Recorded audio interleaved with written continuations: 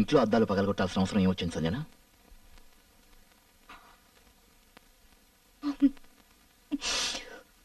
అతను నన్ను మోసం చేశాడు. నేను బాగా నిద్రపోతున్నప్పుడు నన్ను మెల్లిగా తాకడం మొదలుపెట్టాడు. నాకు నిద్రలో తెలియలేదు.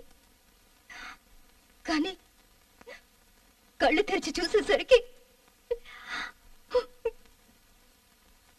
నా మీద నాకే అసహ్యం వేసింది. తర్వాత కోపంతో ఇంట్లో ఉన్న వస్తువులని పగలగొట్టాను. సంజన, నువ్వు ఇప్పుడే ఈ క్షణమే హాస్పిటల్ జాయిన్ అవ్వు. ఎందుకు? హాస్పిటల్కి ఎందుకు? నేనేం పేషెంట్ని కాదు. నేను నిన్ను అలా అనట్లేదు, నువ్వు పేషెంట్ అని. నేనైతే ఇదే అనుకుంటున్నాను. నువ్వు హాస్పిటల్లో జాయిన్ అయితే పరీక్షలు చేద్దామని అభిప్రాయం. అంతకంటే నువ్వు ఏమీ అనుకోవద్దు. నన్ను హాస్పిటల్లో జాయిన్ అవ్వమని ఎందుకు బలవంతం చేస్తారు మీరు? నేనేం పేషెంట్ కాదని అంటున్నాను కదా. అయ్యో సంజన, కనీసం నీ పిల్లల గురించి కూడా నువ్వు ఎందుకు ఆలోచించావు? నా పిల్లలకి ఏం జరగదులేండి. You don't worry.